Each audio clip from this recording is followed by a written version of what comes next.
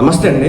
పాకిస్తాన్ దేశమే ప్రపంచ దేశాల ముందు బొచ్చ తీసుకెళ్లి అడుక్కుంటుంది డబ్బుల కోసం అని చెప్పేసి మనం అందరూ కూడా అనుకుంటా ఉంటాం అనమాట. అనుకునేదేంటి, నిజం అదే. ప్రపంచంలో ఉన్నటువంటి అన్ని దేశాల దగ్గరికి వెళ్ళి మాకు ఇంత భిక్ష పెట్టండి అని చెప్పేసి అడుక్కునే దేశం పాకిస్తాన్.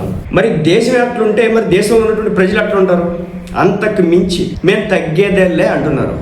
విషయం ఏంటంటే, ఇటీవల ధురంధర్ 1, ధురంధర్ 2 2 సినిమాలు అయితే వచ్చినాయి. ధురంధర్ ది రివెంజ్ 2 కూడా బ్లాక్ బస్టర్ హిట్ కొట్టినాయి.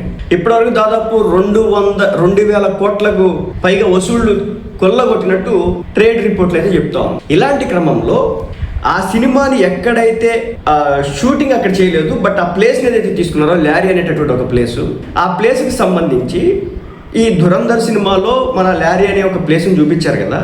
దీని మీద రియాక్షన్ ఏంటంటే, పబ్లిక్ వింతైన సమాధానాలు చెప్తా ఉన్నారు, వింతైన ప్రశ్నలు అడుగుతూ ఉన్నారు. ఎక్కడైనా రోడ్లు బాగోకపోతే, డ్రైనేజ్ వ్యవస్థ బాగోకపోతే ఎవరిని అడగాలి? వాళ్ళు వెళ్ళి ఆ దేశానికి సంబంధించినటువంటి లోకల్ ఎమ్మెల్యేనో మంత్రునో, లేకపోతే కనుక ఆ దేశంలో ఉన్నటువంటి పంచాయతీ ప్రెసిడెంట్నో, ఇంకెవడ వాళ్ళకి ఏదైతే సిస్టమ్ ఉంటుందో వాళ్ళ రాజకీయ నాయకుల్లో ప్రభుత్వాన్ని క్వశ్చన్ చేసుకోవాలి. కానీ వాళ్ళు ఎవరిని అడుగుతారో తెలుసా? వింత. ధురంధర్ 2 సినిమా తీసినటువంటి ప్రొడ్యూసర్ని అడుగుతూ ఉంటారు.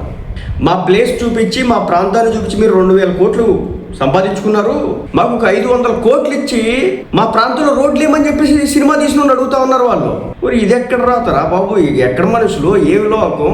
మీ దేశమే ఇంత, మీ దేశంలో ప్రజలు కూడా ఇంతేనా? అందరూ ఇంతేనే ఇంకా అని చెప్పేసి అనిపిస్తూ ఉన్నటువంటి పరిస్థితి. లేరియా ప్రాంతానికి సంబంధించినటువంటి కొంతమంది యువకులు మాట్లాడుతూ 1000 కోట్లకు పైగా సంపాదించింది కదా, అంటే ధురంధర్ ది రివెంజ్ అప్పుడే 1000 కోట్లకు పైగా వచ్చేసినాయి అనమాట. దానికి ఆదిత్యధర్ మాకు 500 కోట్లు ఇవ్వాలి, ఆ డబ్బుతో మా ఏరియాలో రోడ్లు బాగు చేసుకుంటాం, వచ్చి తీసుకెళ్ళండి, ఖాళీగా ఉన్నాడు ఆయన, ఇస్తాడు 1-2 పీకి. అదనమాట సంగతి. చివరాఖరికి రోడ్లు, డ్రైనేజీలు వాటిని కూడా పక్క దేశంలో అడుక్కుంటున్నటువంటి పరిస్థితి.